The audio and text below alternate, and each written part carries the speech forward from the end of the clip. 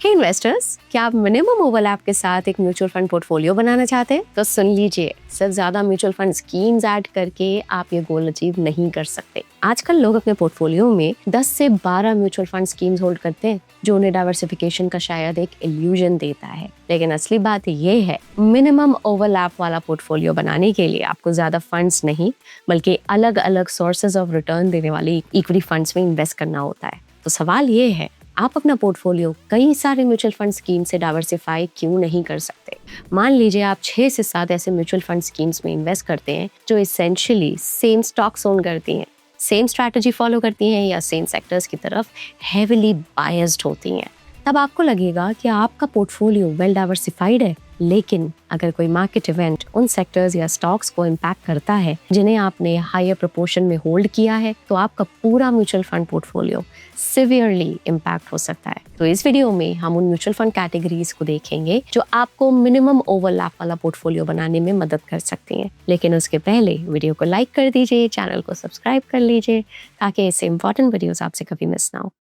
पहली कैटेगरी है large cap funds. Large cap funds mainly सबसे बड़ी और वेल स्टैब्लिश कंपनीज के स्टॉक्स में इन्वेस्ट करते हैं, टिपिकली टॉप 100 लिस्टेड कंपनीज में बाय मार्केट कैपिटलाइजेशन। लेकिन यहाँ एक कैच है, कई लार्ज कैप फंड्स एक बेंचमार्क हगिंग अप्रोच फॉलो करते हैं, यानी कि बेंचमार्क को क्लोजली ट्रैक करते हैं, जैसे कि निफ्टी 100, ताकि सिमिलर रिटर्न्स मिल सके। ऐसे में आप एसेंशियली एक लार्ज कैप इंडेक्स फंड में ही इन्वेस्ट कर रहे होते हैं, लेकिन हायर एक्सपेंस रेशियो पे कर रहे होते हैं, यानी कि higher cost. One way of solving this problem could be, आप एक ऐसा लार्ज कैप फंड चूज कर सकते हैं जो फोकस्ड अप्रोच फॉलो करता हो और बेंचमार्क को हग ना करता हो। ऐसा फंड अपने हाई कन्विक्शन सेक्टर्स और स्टॉक्स पे हेविली ओवरवेट हो सकता है, जिसकी वजह से वो लॉन्ग टर्म में अपने बेंचमार्क और पीयर्स दोनों को सिग्निफिकेंटली बीट कर सके। For example, Nippon India large cap fund, White Oak Capital large cap fund और कॉन्ट लार्ज कैप फंड कुछ ऐसे लार्ज कैप फंड्स हैं जो non benchmark hugging approach follow करते हैं। अब आते हैं दूसरी कैटेगरी पे, जो कि है मिड कैप फंड्स।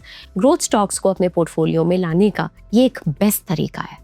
कई एक्टिव मिड कैप फंड्स का लार्ज कैप स्टॉक्स में भी डिसेंट एलोकेशन होता है, मतलब कि मार्केट डाउनटर्न्स के टाइम पोर्टफोलियो को प्रोटेक्ट करने के लिए, या स्मॉल कैप स्टॉक्स में बुल मार्केट्स में ग्रोथ अपॉर्चुनिटीज कैप्चर करने के लिए।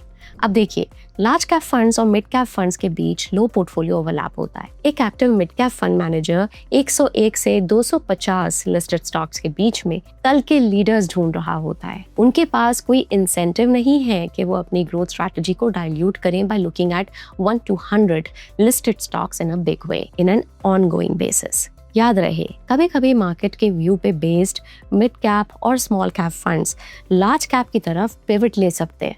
फॉर एग्जाम्पल, बेरिश मार्केट्स में पोर्टफोलियो को प्रोटेक्ट करने के लिए, क्योंकि एक प्योर लार्ज कैप फंड और प्योर मिड कैप फंड के बीच ओवरलैप टिपिकली 5 से 10% से भी कम होता है। दोनों कैटेगरीज को पोर्टफोलियो में होल्ड करने से ट्रू डाइवर्सिफिकेशन बनती है। आप ऐसे true to label mid cap funds देख सकते हैं जिनका पोर्टफोलियो मिड कैप स्टॉक्स की तरफ बायस्ड हो। ऐसे फंड्स का लार्ज कैप फंड्स के साथ बहुत लो ओवरलैप हो सकता है। यहाँ है top 3 mid cap funds 10 years के बेसिस पे। अब देखते हैं तीसरी category, small cap mutual funds. Small cap funds उन कंपनीज में इन्वेस्ट करते हैं जो top 250 largest publicly traded companies के बाहर आते हैं। स्मॉल कैप यूनिवर्स एक वास्ट और हाईली डाइवर्सिफाइड सेगमेंट है, जिसमें 4000 से ज्यादा लिस्टेड कंपनीज हैं। इससे डाइवर्सिफिकेशन के लिए एम्पल अपॉर्चुनिटी मिलती है, क्योंकि ज्यादातर स्मॉल कैप फंड्स के पोर्टफोलियोज अलग अलग होते हैं, जिसकी वजह से लो पोर्टफोलियो ओवरलैप होता है। साथ ही स्मॉल कैप फंड्स के पोर्टफोलियोज मिड और लार्ज कैप फंड से बहुत अलग होते हैं। लेकिन अगर आप अपने पोर्टफोलियो में 2 स्मॉल कैप फंड्स रखना चाहते हैं, तो आप ऐसे फंड्स चूज कर सकते हैं जो अलग अप्रोचेस फॉलो करते हैं, जैसे कि वैल्यू या फिर ग्रोथ। यहाँ है top 3 small cap funds on 10 year basis. एक इंपॉर्टेंट बात, मिड कैप और स्मॉल कैप फंड्स आपको उन इंडस्ट्रीज तक एक्सेस देते हैं जो लार्ज कैप स्पेस में अवेलेबल नहीं है या बहुत कम प्रेजेंट है, जैसे कि fintech, telecom equipment and accessories, house hold products वगैरह। ये एक वेल राउंडेड पोर्टफोलियो बनाने के लिए एक्सीलेंट डाइवर्सिफिकेशन स्कोप देता है। अगली कैटेगरी, सबसे पॉपुलर कैटेगरीज में से एक है flexi cap funds. Flexi cap funds बिना किसी रिस्ट्रिक्शन के लार्ज, मिड और स्मॉल कैप स्टॉक्स में इन्वेस्ट कर सकते हैं। फॉर एग्जांपल, अगर मार्केट्स वोलेटाइल हो जाए तो flexi cap funds large cap stocks में एक्सपोजर बढ़ा सकते हैं और पोर्टफोलियो का 70 से 80% उस सेगमेंट में मूव कर सकते हैं। इसी तरह जब मिड कैप्स या स्मॉल कैप्स में अपॉर्चुनिटीज इमर्ज होती हैं तो एलोकेशन अकॉर्डिंगली बढ़ाया जा सकता है। लेकिन प्रैक्टिस में कई flexi cap funds large cap stocks की तरफ बायस्ड होते हैं ताकि वोलेटाइल मार्केट कंडीशंस में पोर्टफोलियो प्रोटेक्ट किया जा सके। अब क्योंकि कई flexi cap funds large cap की तरफ टिल्टेड होते हैं, उनका लार्ज कैप फंड्स के साथ हायर पोर्टफोलियो ओवरलैप हो सकता है। इस इशू को अवॉइड करने के लिए आप ऐसे फ्लेक्सी कैप फंड्स देख सकते हैं जिनका मिड और स्मॉल कैप स्टॉक्स में हायर एलोकेशन हो ताकि पोर्टफोलियो बेटर डाइवर्सिफाई हो सके। Now let's look at the top 3 flexi cap funds based on their 10-year returns. अगली कैटेगरी यूनिक है क्योंकि ये आपको इंडियन स्टॉक मार्केट्स में स्ट्रॉन्ग डाइवर्सिफिकेशन दे सकती है। Value funds. एक वैल्यू फंड स्पेसिफिकली उन कंपनीज में इन्वेस्ट करता है जिनके स्टॉक प्राइसेस करंटली मार्केट द्वारा अंडर वैल्यूड है, यानी कि वो ऐसे स्टॉक्स बाय करते हैं जो अपनी इंट्रिंसिक वर्थ के कंपैरिजन में डिस्काउंट पे ट्रेड कर रहे हैं। इंट्रिंसिक वैल्यू इन्वेस्टिंग एक ब्रॉडर फिलॉसफी है जिसमें कंपनीज को उनकी ट्रू वैल्यू से कम प्राइस पे बाय किया जाता है। ये वो मैक्सिमम प्राइस है जो कोई एसेट को फॉरएवर होल्ड करने के लिए पे करने को रेडी होता है। फॉर एग्जाम्पल, एक कंपनी जिसकी इंट्रिंसिक वैल्यू 1 रुपी है उसे 0.5 रुपीज पर बाय करना एक गुड बफर माना जाता है। ये 50% का मार्जिन ऑफ सेफ्टी देता है। यहाँ है top 3 value funds 10-year returns के बेसिस पे। आप कॉन्ट्रा फंड्स भी देख सकते हैं जो उन स्टॉक्स या सेक्टर्स में इन्वेस्ट करते हैं जो currently out of favour, under performing या ब्रॉडर मार्केट द्वारा ओवरलुक्ड हैं, इस बेट पर कि ये स्टॉक्स अंडरवैल्यूड हैं और लॉन्ग रन में बाउंस बैक करेंगे। अब ध्यान दीजिए, सिर्फ 50 स्टॉक्स म्यूचुअल फंड इंडस्ट्री के इक्विटी एसेट्स का 55% अकाउंट करते हैं। आपको लगता है कि आप स्कीम्स या म्यूचुअल फंड्स के अक्रॉस डाइवर्सिफाई कर रहे हैं, लेकिन इफेक्टिवली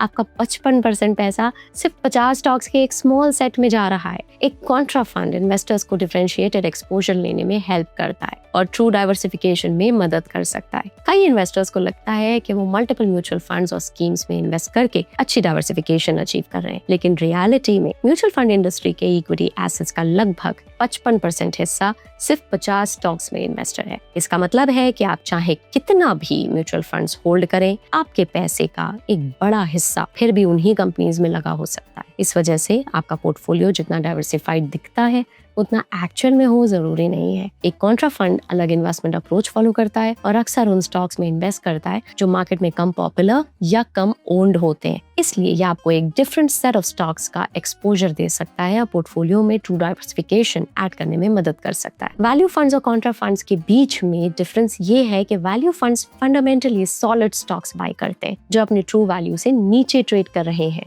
जबकि Contra funds out of favour sectors और स्टॉक्स बाय करते हैं। वैल्यू फंड्स पॉपुलर स्टॉक्स में इन्वेस्ट कर सकते हैं अगर वो ट्रू वैल्यू से नीचे ट्रेड कर रहे हो, लेकिन कॉन्ट्रा फंड्स पॉपुलर स्टॉक्स को अवॉइड करते हैं। ध्यान रहे कि सिर्फ 3 ऐसे कॉन्ट्रा फंड्स हैं जिनका लॉन्ग ट्रैक रिकॉर्ड है और ये 10 साल से अपने बेंचमार्क को बीट करते आ रहे हैं। लिस्ट की फाइनल कैटेगरी है इंटरनेशनल फंड्स। इंटरनेशनल फंड्स में इन्वेस्टिंग को ऐसे समझिए ये अपने सारे फाइनेंशियल एग्स एक ही कंट्री की बास्केट में डालने से बचने का तरीका है। भले ही आपके होम कंट्री की इकोनॉमी बूम कर रही हो, वो टोटल ग्लोबल स्टॉक मार्केट में वेल्थ का सिर्फ एक स्मॉल स्लाइस रिप्रेजेंट करती है। For example, global market capitalization में इंडिया का शेयर मई 26 में गिरकर 3% हो गया है। आप अपने पोर्टफोलियो को डाइवर्सिफाई करने के लिए यूएस स्टॉक मार्केट्स देख सकते हैं क्योंकि इंडियन और यूएस स्टॉक मार्केट्स के बीच लो कोरिलेशन है। निफ्टी 500 का S&P 500 के अगेंस्ट सिर्फ 25.3% का कोरिलेशन है। साथ ही आपको ऐसी ग्लोबल कंपनीज में इन्वेस्ट करने का मौका मिलता है जो इंडियन स्टॉक मार्केट में लिस्टेड नहीं है,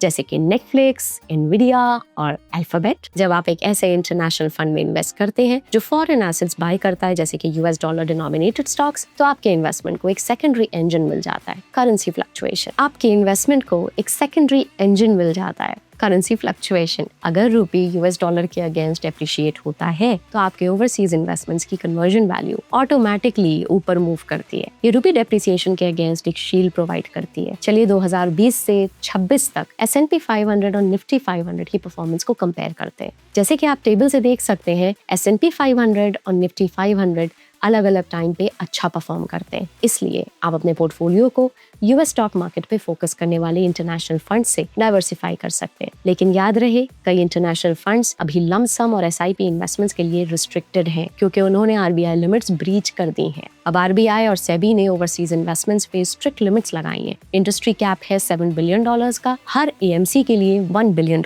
और ओवरसीज ईटीएफ्स के लिए अलग से $1 बिलियन सेट किए गए हैं। तो फिर पोर्टफोलियो डाइवर्सिफिकेशन का मतलब सिर्फ 8 से 10 म्यूचुअल फंड्स होल्ड करना नहीं है। असली डाइवर्सिफिकेशन तब आता है जब आप ऐसे फंड्स कंबाइन करते हैं जो अलग मार्केट सेगमेंट्स, इन्वेस्टमेंट स्टाइल्स और रिटर्न ड्राइवर्स को रिप्रेजेंट करते हैं। Large cap, mid cap, small cap, flexi cap, value Contra और इंटरनेशनल फंड्स, ये कैटेगरीज आपको अलग अलग अपॉर्चुनिटीज और रिस्क फैक्टर्स का एक्सपोजर देती हैं।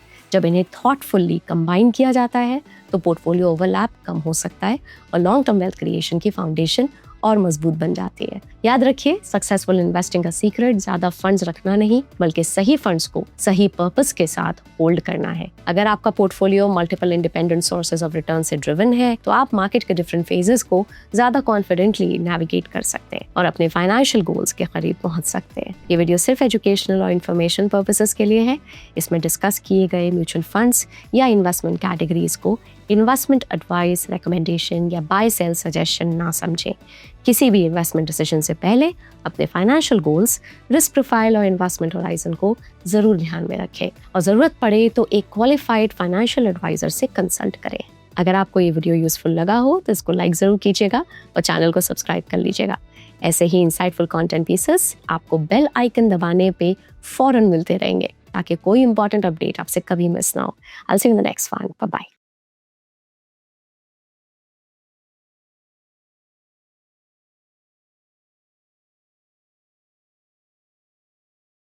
Investment in securities market are subject to market risks. Read all the related documents carefully before investing. Please read the risk disclosure documents carefully before investing in equity shares, derivatives, mutual fund, and or other instruments traded on the stock exchanges.